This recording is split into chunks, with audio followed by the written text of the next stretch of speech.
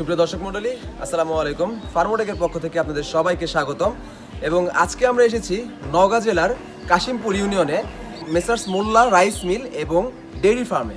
এবং আজকে আমরা আপনাদেরকে দেখাবো একটি উন্নত চায়না দুধ দহনের মেশিন দিয়ে কিভাবে গরু থেকে দুধ দহন করা যায় এবং প্রক্রিয়াটি কিভাবে সম্পূর্ণ করে, এই বিস্তারিত আজকে আমরা দেখব এই ফার্মে।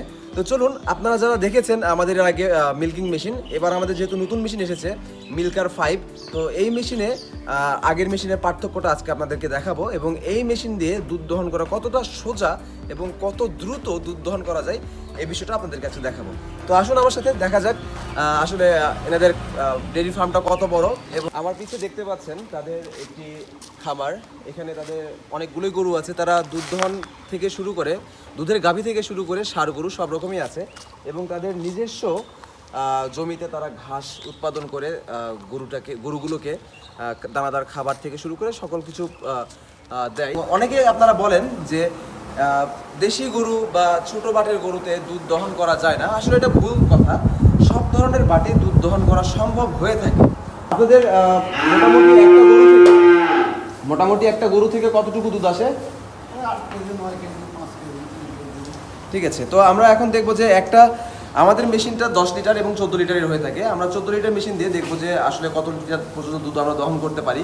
তো চলুন আমরা এখন মেশিনের প্রসেসটা শুরু করব। তো এখানে দেখছেন যে আপনারা একটি ভালভ লাগানো আছে, যখন জারটি ফুল হয়ে যাবে তখন এটি অটোমেটিক দুধ আসা বন্ধ হয়ে যাবে আর সহজে দুধ আর কোনো দুধ আসবে না।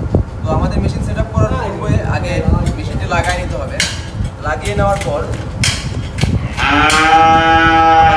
প্রতিটা পাইপে কিন্তু মার্কিং করা আছে সুবিধার্থে, যে ডি এর সাথে ডি, সি এর সাথে সি, এ এর সাথে এ, বি এর সাথে বি, যাতে আপনাদের অসুবিধা না হয় মেশিনটি সংযোগ করতে। তো আমরা ডি এর সাথে ডিটা লাগিয়ে দিচ্ছি।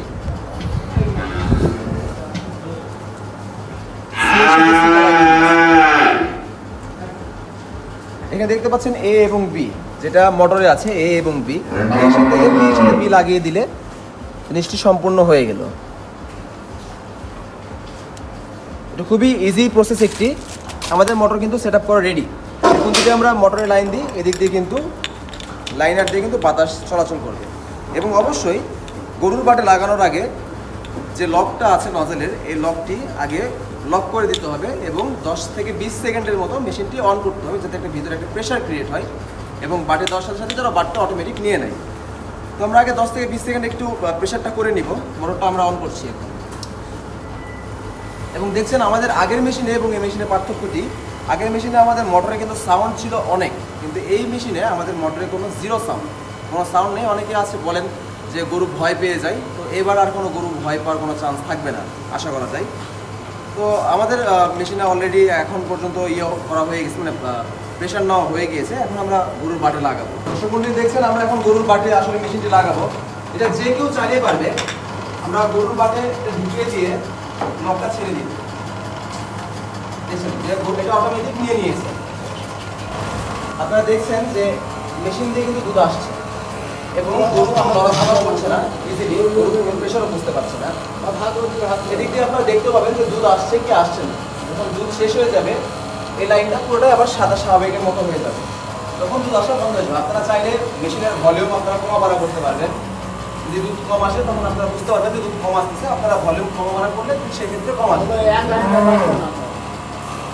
দেখবেন প্রতিটা লাইন থেকে দুধ আসতেছে, এইটা না দুধ আসতেছে, এই যে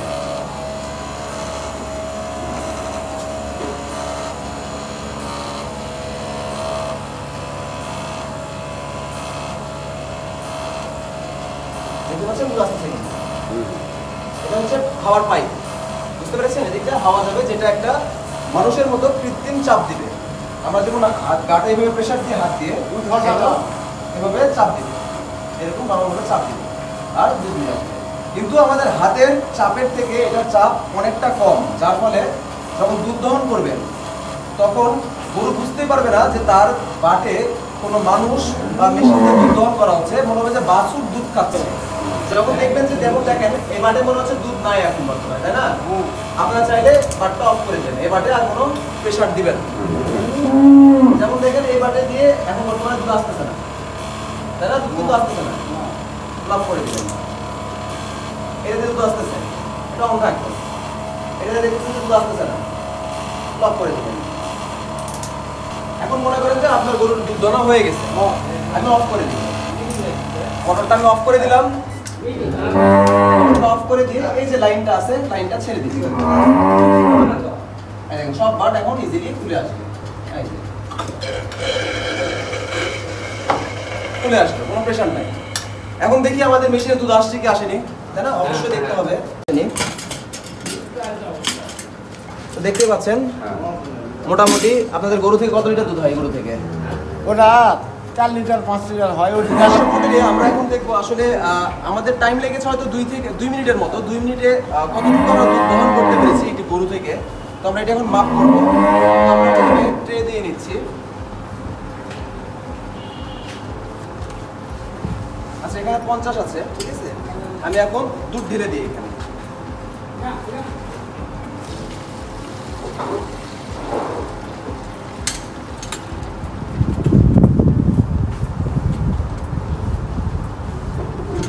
দর্শক মণ্ডলী, আপনারা দেখতে পাচ্ছেন প্রায় 5 কেজি আমরা দুধ দহন করেছি, শুধুমাত্র 2 মিনিট লেগেছে। তার মানে একটি গরু থেকে যদি আমরা 10 থেকে 20 লিটার দুধ দহন করতে চাই, সেক্ষেত্রে আমাদের 5 মিনিট থেকে 6 মিনিটের মধ্যে আমরা দুধটি দহন করতে পারবো।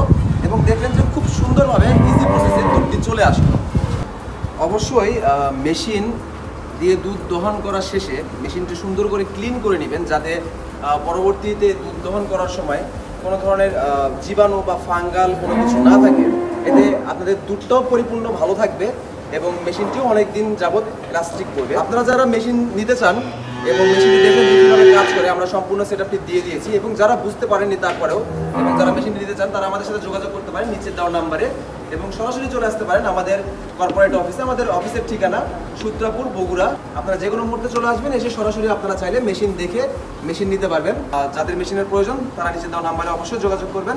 সবাইকে আল্লাহ হাফেজ।